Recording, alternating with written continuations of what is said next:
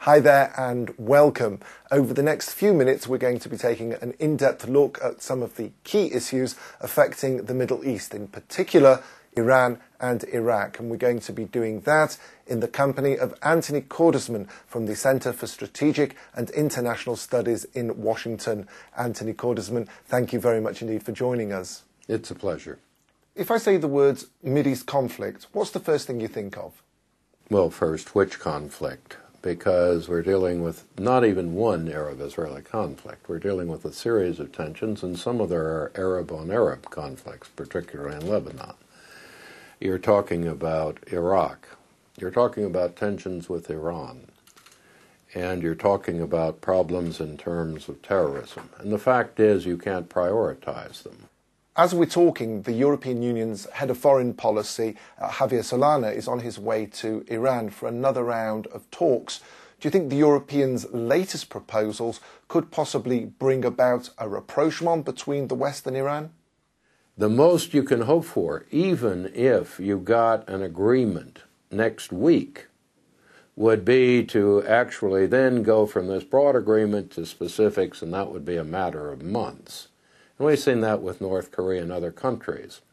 I think the key is there's no reason to give up on the diplomatic option at this point. There's every reason to pursue diplomacy. Is there hope? Yes. Is there any certainty? Of course not. What is the level of confidence? We still don't know.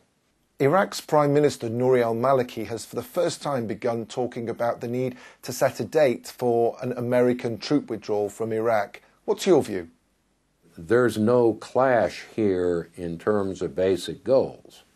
When we come down to the details, that's when it gets to be really important. One of the key tests may be this status of forces agreement.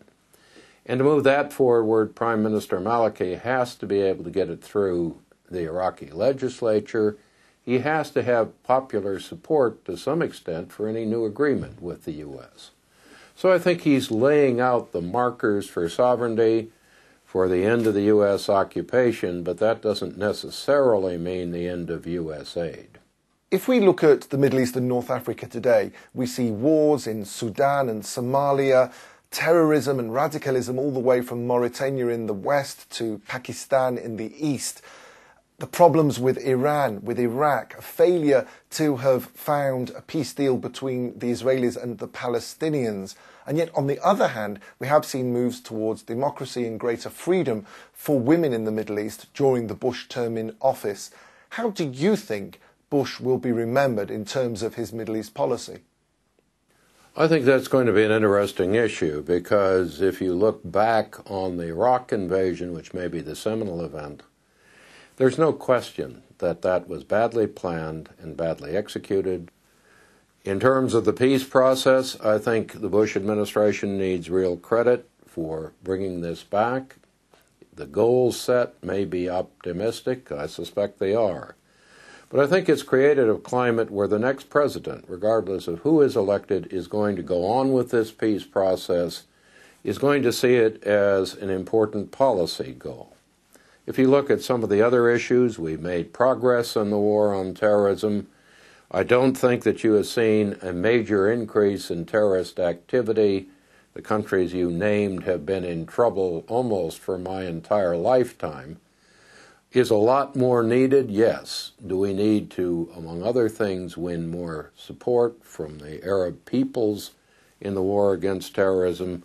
That's clear, and that will be a real challenge for the new administration. For the sake of full disclosure, before I ask this question, we have to say that you did work closely with Senator John McCain. In terms of McCain versus Barack Obama, who do you believe would be better in terms of Middle East policy?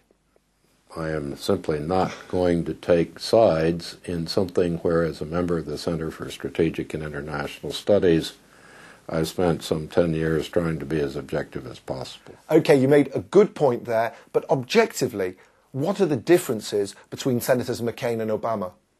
I think that in broad terms, many of the approaches are very similar. The most obvious debate or difference, and both candidates have qualified their position, is over how soon the U.S. should withdraw from Iraq and in what way. And for anyone to talk about these positions as if, as a president, either of two very skilled and pragmatic men would in 2009 take the same positions that they do today, I think frankly denies the reality of American politics. We react to reality with pragmatism. When we don't, we get in deep trouble. These are both candidates who are both competent and pragmatic. Anthony Cordesman from the Centre for Strategic and International Studies, thank you so much indeed for your time. If you want to know more about these and other issues concerning the Middle East and North Africa in print, audio and video formats, then please do check out our website, themedialine.org.